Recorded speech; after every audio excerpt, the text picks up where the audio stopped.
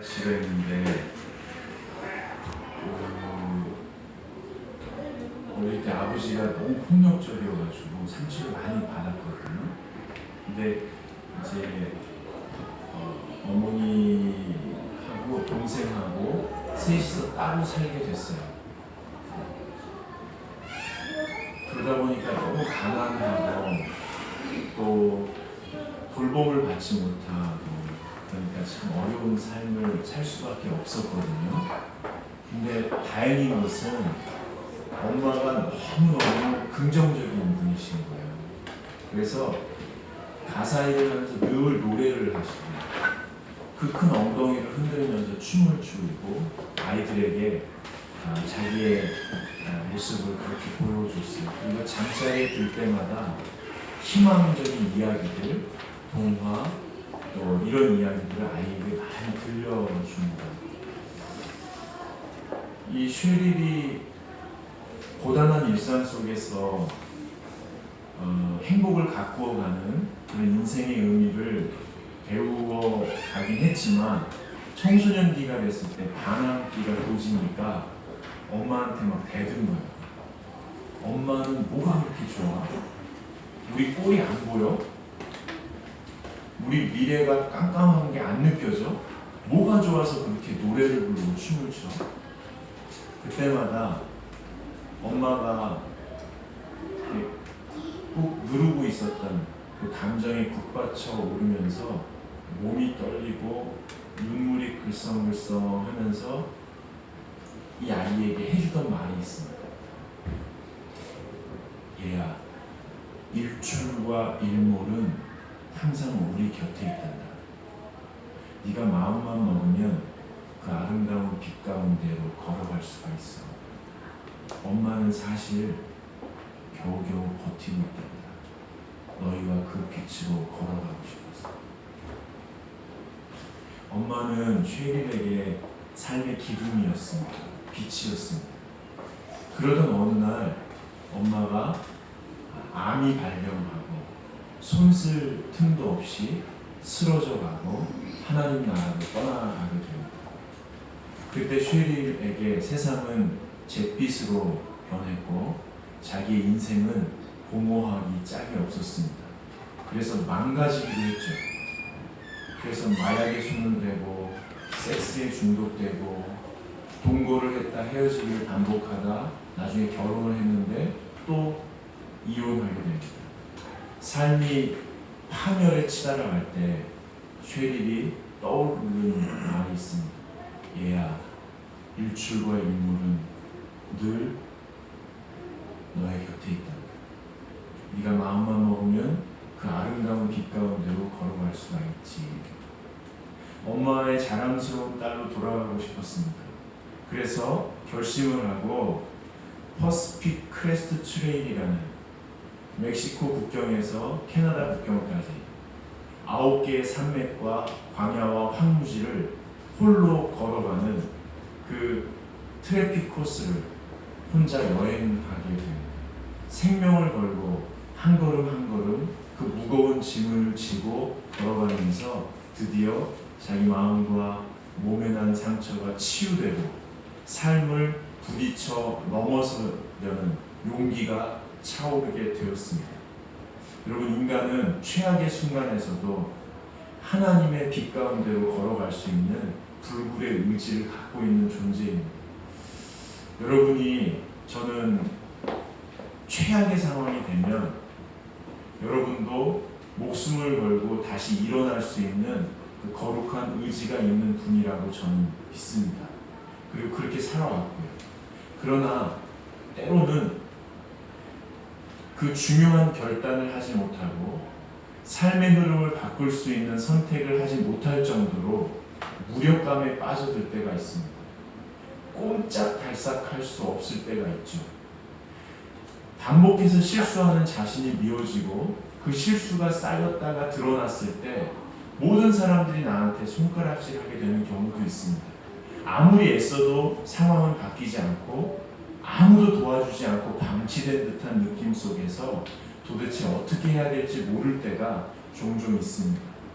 그럴 때 우리는 어떻게 해야 할까요? 오늘 말씀은 바로 그럴 때 주님이 우리를 어떻게 도와주시는지에 대해서 자세히 나와 있습니다. 유대인의 명절에 성전에 예수님이 찾아가십니다. 그리고 그 자리에 많은 사람들이 찾아와서 말씀을 듣게 됩니다. 여러분, 이 아침에 하나님의 말씀을 전하시는 예수님의 마음을 한번 생각해 보세요. 무엇을 얘기하고 싶었을까요? 사실은 명절에 사람들이 모이면은 로마 정부에서 바짝 긴장을 합니다. 폭동이 일어날 가능성이 있거든요. 로마 정부는 사실은 이 이스라엘에 500~600명밖에 군인을 주둔시키지 않았습니다. 친화 정책을 위해서. 그래서 수천 명, 수만 명의 유대인이 반란을 일으키면 로마 군인들은 발이 묶일 수밖에 없습니다. 그래서 명절에는 군인들이 철저히 감시를 하는 때입니다. 그런데 바로 그때에 예수님께서 그 성전으로 들어가신 겁니다. 이 말은 정말로 군중들에게 하고 싶은 말씀이 있었던 겁니다. 이 위험한 상황에도 이 사람들에게 꼭 들려주고 싶은 하나님의 사랑의 이야기가 있었습니다. 그 이야기를 아침에 전해주고 계셨습니다. 그때 바리새인들과 서기관들이 한 여인을 끌고 예수님 앞으로 나옵니다. 그리고 이렇게 도발적인 질문을 하죠. 선생, 하나님이 모든 사람을 조건 없이 사랑한다고요? 자, 이 여자는 가늠하다 현장에서 걸렸습니다.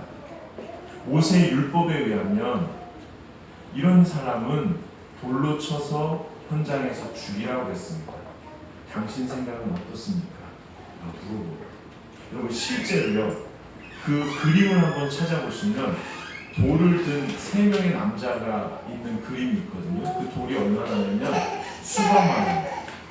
왜 그러냐면 이 당시에 사람이 모이면 그 담당자들이 있었습니다. 이 큰 수박 같은 돌로 처음에 5~6m 뒤에서 달려가서 그 사람의 가슴을 칩니다. 그러면 갈비뼈가 함몰되면서 폐와 심장에 찔리거나, 그래서 이 사람이 숨을 훌떡거리죠. 그럼 주저앉죠. 그러면 메론만한 돌을 드는 또 담당자가 있습니다. 이 사람이 또 달려가서 그 사람의 머리를 칩니다. 그러면 기절하는 거죠. 이것을 자비를 베푼다는 겁니다. 기절시키고 그 다음에 죽이겠다는 겁니다. 그러면 모였던 군중들이 어디서 들고 왔는지 자기 주먹만한 돌을 들어서 그 여인에게, 그 사람에게 계속 집어던집니다. 머리가 깨지고 가슴이 터지고 내장이 다 흘러내리고 살과 뼈가 으스러지고 그 자리에서 돌무덤이 만들어지면 극도로 흥분한 군중들은 손을 털면서 서로서로 우리가 이 사회의 암적인 존재를 없앴어, 제거했어, 우리 사회를 깨끗하게 했어, 죄를 심판했어, 그러면서 돌아갑니다. 이 여인은 자신이 그렇게 죽을 줄 알고 있었습니다. 그렇게 죽는 사람을 봐왔기 때문이죠. 그렇게 죽을 줄 알면서도 멈출 수 없었습니다. 그리고 그렇게 죽는 그날이 바로 오늘이었던 겁니다. 사람은 자기 힘으로 자기 죄를 해결할 수가 없습니다. 이 여인이 이제 이렇게 죽는구나 라고 죽음 앞에서 무력하게 꼼짝달싹 못하고 고개를 숙이고 서 있었습니다. 그런데 오늘 성경은 바로 그 여인이 죽음을 기다리고 있는, 그래서 고개를 숙이고 있는 그 시선 아래 예수 그리스도가 쪼그리고 앉았다고 설명하고 있습니다. 쪼그리고 앉아서 결론적으로 말씀드리면 10절에 예수께서 일어나사 여자 외에 아무도 없는 것을 보시고 이르시되, 그 다음에 11절을 같이 읽어보겠습니다. 대답하되 주여 없나이다. 예수께서 이르시되 나도 너를 정죄하지 아니하노니 가서 다시는 죄를 범하지 말라 하십니다. 아멘. 결론적으로 말씀드리면 예수님께서 죽음을 앞두고 꼼짝달싹하지 못하는 여인이 다시 새로운 인생을 시작할 수 있는 곳으로 옮겨 놓으셨다고 오늘 성경은 이야기합니다. 이 말은 뭐냐면 우리가 살다 보면 정말 내 힘으로 감당할 수 없는 상황 속에서 꼼짝달싹하지 못하고 내일을 생각하지도 예측하지도 계획하지도 못하는 무력감 속에서 죽음과 같은 아픔을 그저 묵묵히 맞이해야 하는 상황이 올 때, 또는 너무 무력해서 아무것도 하지 못하는 나 자신이 한심하다고 여겨질 때 기억하라는 겁니다. 바로 당신의 코앞에 예수 그리스도께서 오셔서 쪼그리고 앉아서 무언가를 하시는데, 그 주님이 당신을 위해서 하시는 일이 끝날 때 즈음에 당신은 새로운 삶을 시작하게 될 것입니다. 오늘 성경이 말하는 이야기입니다. 여러분, 이때에 우리가 날마다 이런 주님의 은혜 가운데 사는데요, 우리가 기억해야 할 것이 있습니다. 주님께서 우리를 그 과정에서 어떻게 인도하시냐면, 첫 번째로 나의 영적인 현주소를 그대로 인정하는 겁니다. 3절에 보시면 음행 중에 잡힌 여자를 끌고 와서 가운데 세우고, 이 여자가, 이 사람이 어떤 사람인지 사람들 앞에 적나라하게 노출되는 상황입니다. 이 여자에게는 안타까운 상황이죠. 덮어 있으면 좋고 숨겨져 있으면 좋을 일이 드러나 버렸습니다. 그런데 이 일로 말미암아 이 여인은 예수님 앞에 서게 됩니다. 이 여인은 모든 사람 앞에, 주님 앞에, 자기 자신 앞에 자기의 영적인 현주소를 고백하게 됩니다. 여러분, 공부를 하는 사람들 중에 우리 다 공부를 해봤었죠.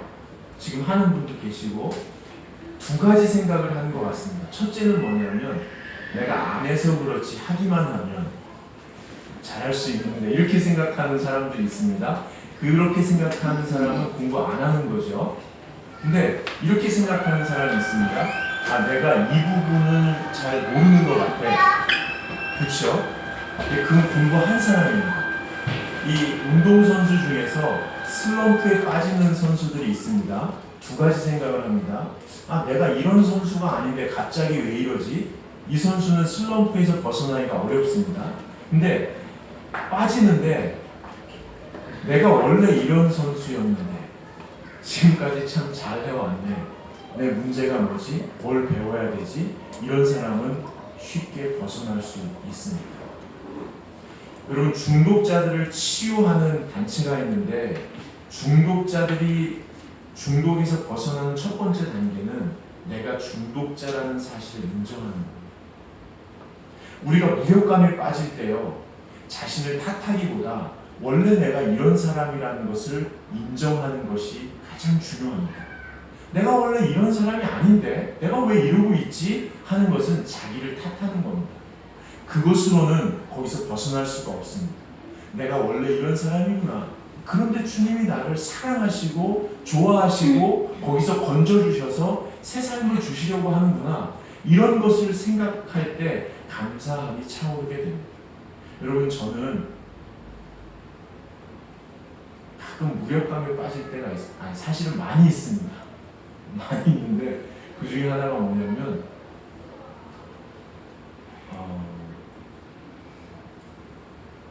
우리 교회 아이들이 많잖아요. 우리 교회 아이들이 마음껏 뛰어놀 수 있는 마당이 있으면 좋겠다라는 생각을 합니다. 근데 저는 그렇게 할 수가 없습니다. 왜냐하면 그렇게 하려면 재정이 있어야 됩니다. 재정이 있으려면 두 가지잖아요. 누가 기증을 하거나, 또는 제가 여러분들을 감동시켜서 여러분이 집을 팔고 그리고 교주처럼 막 갖다 바쳐야 그게 가능하거든요. 근데 저는 두 가지 다 하기도 싫고 할 줄도 모릅니다. 여러분은 모르시겠지만 한 2달 전인가 어떤 귀부인이 핸드백을 물고 점심시간에 여기 싹 들어온 적이 있습니다. 저한테 목사님이세요? 그래서 그렇게 보여요? 밥 저쪽에서 밥 이렇게 하고 있었는데 그래서 그렇게 하고 내가 뭐 상담할 게 있어. 지금 바쁜데요. 내가 그 논현동에 3층짜리 집이 있는데 그걸 팔아서 하나님께 드리고 싶은데 다음 세대를 위해서 일하는 분을 찾고 있었는데 여기 누가 소개해서 지금 바쁘다고요. 자꾸 그렇게 말씀하시길래 내가 누군지 알고 주시려고 합니다. 정 그러고 싶으면 이 교회를 다녀보시고 몇 달이든 다녀보시고 정말 하나님이 마음을 주시면 그때 다시 한번 얘기합시다. 내일 만나세요. 월요일날 쉬어야 되니까 안 되니까. 그럼 언제 시간이 되냐? 알겠습니다. 뭐 이렇게 바쁘냐? 그래서 제가 한마디 했죠. 우리 교인이 영적인 문제로 상담을 요청하면 저 언제든지 시간을 낼 수 있습니다. 근데 당신이 하는 얘기는 별로 급한 것 같지 않습니다. 나중에 천천히 다시 얘기합시다. 급하지 않은가 보군? 제가 미안해서 저 큰 길까지 대응하고 잘 가시라고 이렇게 인사를 했습니다. 저는 우리 아이들에게 정말 뛰어놀 수 있는 공간이 있었으면 좋겠지만 제 기질이나 뭐 하나님이 주시면 좋지만 여러분을 감동시킬 마음도 없고 그럴 역량도 없습니다. 그리고 그렇게 해서 오신다고 해도 제가 받지 않습니다. 받지 않을 것 같습니다. 제 기질상. 근데 그럴 때 무력감이 들을 때가 있습니다. 그런데 거기서 벗어날 때 제 속에 일어나는 변화가 있습니다. 그게 뭐냐면 주님 아이들한테 그런 공간을 마련하지 못하는 제가 한스럽지만 저는 돌에 맞아 죽어도 할 말이 없는 사람인데 이건 진심입니다. 전 돌에 맞아 죽어도 당장 죽어도 할 말이 없는 사람인데 그런 사람에게 하나님의 일을 시켜주셔서 감사합니다. 그런 마음이 들 때 저는 그 무력감에서 빠져나올 수 있습니다. 이 여인이 아마 그걸 경험하지 않았나 싶습니다. 두 번째로는 주님이 하신 일을 확인하셔야 됩니다. 11절에 다시 한번 보시면 10절을 한번 읽어보겠습니다. 같이 읽겠습니다. 예수께서 일어나사 여자 외에 아무도 없는 것을 보시고 이르시되 여자여 너를 고발하던 그들이 어디 있느냐 너를 정죄한 자가 없느냐. 여러분 예수님이 확인시키시는 거예요. 애썼다. 깜짝 놀랐지. 빨리 집에 가서 쉬어. 이렇게 안 하시고 고개를 들어서 지금 보라는 거예요. 너를 정죄하던 사람들이 다 어디 갔냐? 없나이다. 여러분 어떻든 예수님은 흥분한 사람이 흥분을 가라앉고 돌을 들었던 사람들이 돌을 다 내려놓고 집으로 돌아가게 만드셨습니다. 이건 사실입니다. 왜 이게 가능했는지는 모르지만 이게 사실입니다. 그렇죠? 근데 어떤 일이 있었냐면 9절을 보시면 그들이 이 말씀을 듣고 뭐의 가책을 느꼈다고요? 양심의 가책을 느꼈다는 건 뭐냐면 자기를 성찰했다는 겁니다. 자기를 객관적인 눈으로 보니까 율법에 의해서 나도 간음하는 사람이라는 것을 자기가 인식했다는 겁니다. 나도 돌에 맞아 죽을 사람이라는 것을 깨닫게 됐다는 겁니다. 예수님이 그렇게 만드셨다는 겁니다. 왜 그렇게 만들어졌는지는 모르겠습니다. 여러분 여인이 끌려와서 다시 살게 될 때까지 여인이 한 건 아무것도 없습니다. 마치 응급환자가 응급실에 끌려와서 모든 의료진들이 그를 위해서 소생을 위해서 온 힘을 다한 후에 중환자실로 옮겨지고 그 다음에 일반 병실로 옮겨져서 깨어났을 때 그 환자가 한 번 아무것도 없는데 지금 살아나는 겁니다. 그 사이에 뭔가가 이루어진 겁니다. 그 사이에 나도 죄인이라는 걸 깨달은 겁니다. 어른으로 될수록 젊은 때에는 왜 저렇게 살아? 왜 그렇게 그것밖에 못해? 나 같으면 이러겠어. 이런 얘기를 많이 하는데요. 나이를 먹으면 먹을수록 사회 구조적인 악 속에서 나도 죄인이고 당신도 죄인이고 아무도 서로에게 손가락질 할 수 없는 존재라는 것을 깨닫게 됩니다. 어른부터 젊은 사람까지 다. 여러분 유대인들 중에 세 종파가 있었거든요. 사두개인은 제일 상위 종파예요. 성경에 많이 나오잖아요. 사두개인이 강조한 건 뭔지 아세요? 성전 중심으로 하나님께 제사 드리는 거예요. 이 사람들은 성전 안에 몰려 있었거든요. 그러다 보니까 성전세를 다 받아갔어요, 이 사람들. 그리고 뭐 비둘기 팔고 양 팔고 돈 바꾸고 하는 거, 거기서 남는 이익을 사두개인들이 다 가져갔어요. 그 권한을 로마 정부에서 사두개인들에게 줬어요.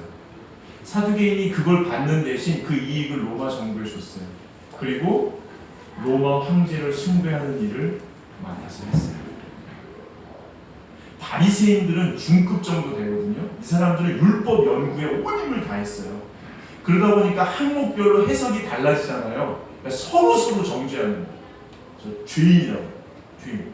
율법을 연구하고 문구를 해석하면 할수록 하나님의 뜻으로 친구를 죄인이라고 정죄하고 시민들을 죄책감에 빠지게 했어요. 마지막에 SNF예요. 제일 하층민이었는데요. 이 사람들은 하나님의 나라를 꿈꿨습니다. 정치적인 독립을 꿈꾸니까 품에다 칼을 품고 다녔습니다. 매국노, 세리들을 찔러 죽이고요. 로마 고위 관리들을 기회가 있으면 찔러 죽여서 살인을 했습니다. 하나님의 나라를 위해서. 사두개인의 우상 숭배, 바리새인들의 친구 정죄, SNF파의 살인, 감행 모두 돌에 맞아 죽을 사람들. 예수님이 그걸 깨닫게 해주셨는지 모릅니다. 사회는 사회 스스로 구원받을 수 없습니다. 그래서 예수님이 십자가에 달려 모든 사람의 죄를 구원하셨습니다. 예수님이 하신 일을 우리가 봐야 할 겁니다. 마지막으로 주님이 죄를 짓지 말라고 합니다. 11절에 나도 너를 정죄하지 아니하노니 가서 다시는 죄를 범하지 말라 하십니다. 여러분, 죄 중에 가장 큰 죄는 뭐냐면 자기를 정죄하는 겁니다. 자기를 정죄하는 겁니다. 거짓말을 하잖아요. 나중에 내가 왜 그랬지, 나는 못됐어. 친구를 미워하잖아요. 그럼 내가 왜 그랬지, 나는 너무 못됐어. 누굴 훔치잖아요. 나는 왜 이러지, 내가 못됐어. 이게 아닙니다. 죄 짓는 행위들에 의해서 나는 너무 못됐어, 나는 가치가 없어, 여기에 도달하는 게 아니고요. 나는 가치가 없다고 생각하는 것에서부터 죄는 나오는 겁니다. 예수님이 말씀하세요. 나도 너를 정죄하지 않는다. 신께서 말씀하시는 거예요. 나도 너에게 손가락질하지 않는다.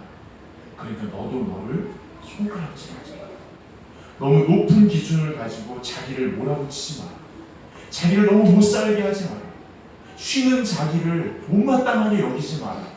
투정 부리는 자기를 왜 어른스럽지 못하냐고 못마땅하게 하지 마라. 요구되는 일을 다 감당하지 못하는 자기를 왜 그것도 못하냐고, 어른답지 못하냐고 몰아붙이지 마라.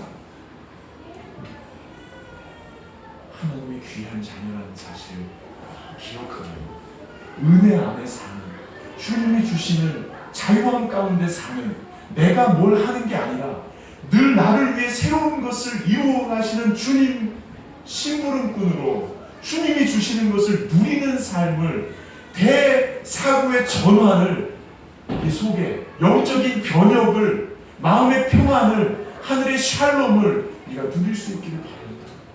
여러분, 저는 그 길을 저와 여러분이 탐색해 갈 수 있으면 좋겠습니다. 우리 오늘은 앉아서 나를 지으시니까 하나님 다짐하는 마음으로 찬양 부르신 다음에 저희가 작은 시간을 마련했는데 부르신 다음에 우리 감찬 찬양 사역자께서 여러분에게 하나님께 송 시간을 잠깐 갖도록 하겠습니다.